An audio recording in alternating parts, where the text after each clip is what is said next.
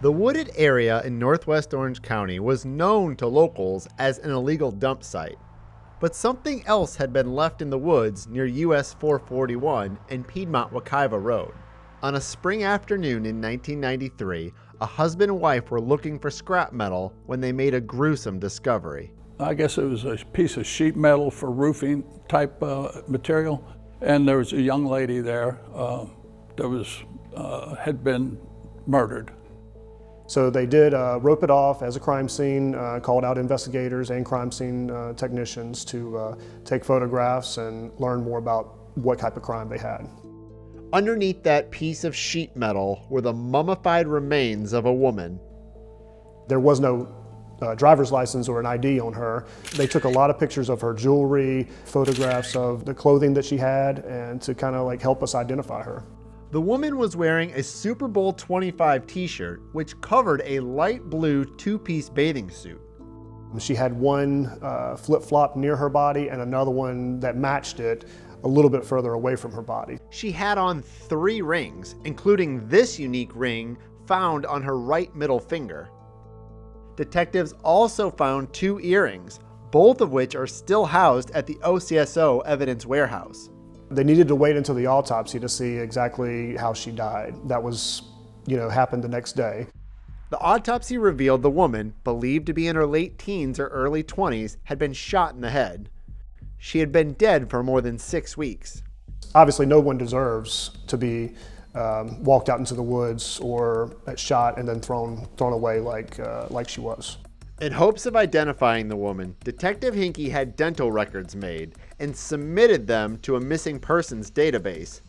And we never got a hit or anything on the missing person. A forensic artist created a facial reconstruction of the victim. Over the years, more sketches were made, but no one recognized the mystery woman. Detectives began referring to the woman as Miss Wekiva because of where her body was found. A year later, Detective Hinkey interviewed a person of interest in the case named Louis Strunk. Strunk had been living in Central Florida in 1993, but by the following year, he was in prison for stabbing a woman 60 times and cutting off 2 of her fingers and her thumb.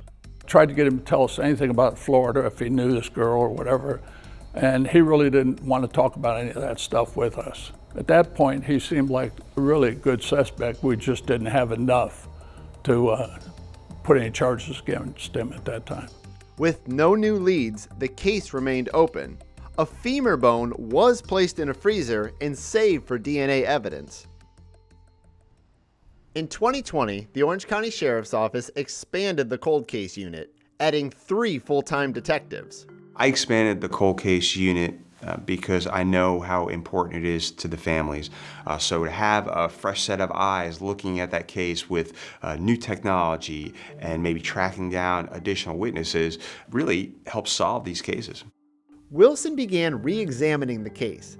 He submitted the unidentified victim's DNA for genetic genealogy testing in hopes of finding a common ancestor.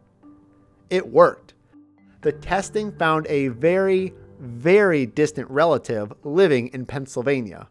We are working with that one particular family member to help look at the family tree that actually he's helped work through with his own interest. Based on the genealogy and other clues, Detective Wilson believes the victim is of Dominican descent and possibly from New York. If you can find a family member, maybe they can tell you what she was doing here in Orlando, where she was living, working, and it might help put the finger on our suspect again.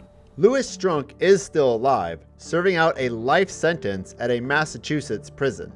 Additional DNA testing on evidence found at the crime scene in 1993 is currently underway.